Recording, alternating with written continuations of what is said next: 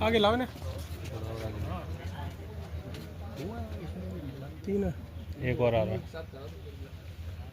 लहला आ जाने दो, लहला भी आ जाए। एक सेकंड एक सेकंड।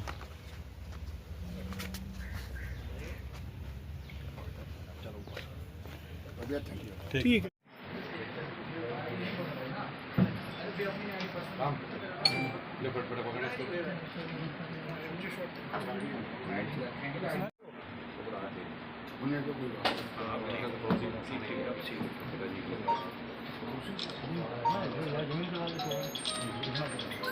ठीक है।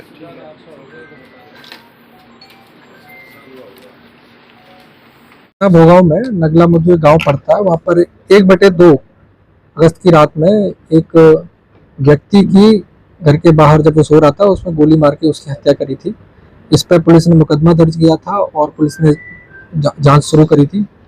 जांच के उपरांत आज हम लोगों को सफलता प्राप्त हुई, जिसमें 4 लोग इसमें सामने आए हैं जिन्होंने इस घटना को कारित किया था। इसमें सतीश है, अनिल है और सहदेव है जो उसका बेटा है, और एक शैलेंद्री है जो सहदेव की जो है वाइफ है।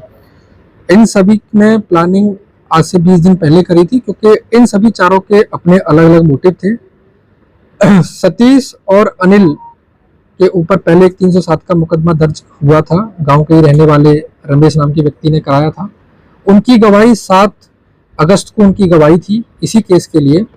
इसी केस से बचने के लिए उन्होंने प्लानिंग करी कि किस तरीके से हम लोग कोई ऐसा केस करें जिसके चक्कर में हम रमेश को फंसा दें और हम लोग अपने गवाही से बच जाएं या फिर बाद में कंप्रोमाइज हो जाए। तो सतीश और अनिल को उस 307 के मुकदमे से निकलने के लिए उन्होंने ये पूरा षड्यंत्र रचा।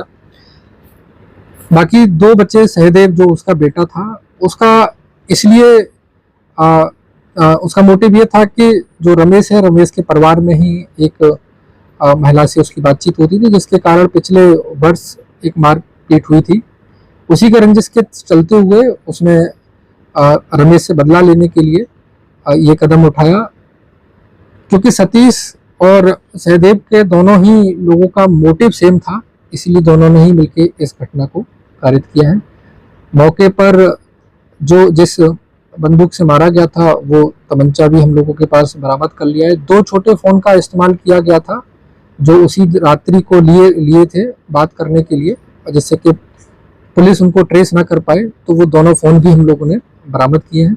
चारों की गिरफ्तारी करके अब हम उनको जो है जेल भेज रहे हैं। सर, इसमें घटना में अंजाम देने वाले और भी लोग हैं कि ये 3 ही लोग इसमें शामिल हैं? इसमें देखिए 4 ही लोग हैं मौके पर, और क्योंकि फोनों के बातचीत के पैटर्न से वहाँ मौजूद कौन कौन लोग थे उन सबसे हम लोगों ने जांच पड़ताल करने के बाद यही सारी चीजें निकल कर आई हैं कि ये मौके पर 4 ही लोग थे और चारों की हम लोगों ने गिरफ्तारी की है। किस तरीके से इन लोगों ने घटना को अंजाम दिया? जैसे आपने बताया कि राजस्थान में इन्होंने अपना मोबाइल पहले स्विच ऑफ किया, फिर वहां से निकले। देखिए ऐसा है कि सहदेव कुछ काम से राजस्थान गया था। जिस दिन की ये घटना है उससे एक दिन पहले राजस्थान में इन्होंने अपना फोन स्विच ऑफ किया था, और की मॉर्निंग में जब ये घटना हुई थी उसकी मॉर्निंग में सुबह 3:30 बजे के आसपास इन्होंने कानपुर में जाके अपना फ़ोन को स्टार्ट किया था।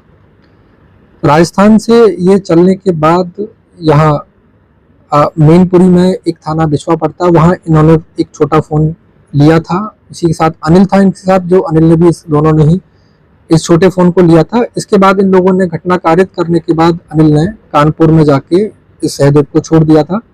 इन सभी लोगों की प्लानिंग इसी तरीके की थी कि जिस तरीके से पुलिस का शक ना जाए, इसीलिए शैलेंद्री ही जो इसमें अभियुक्त है वो ही इस केस में बागी बनी है।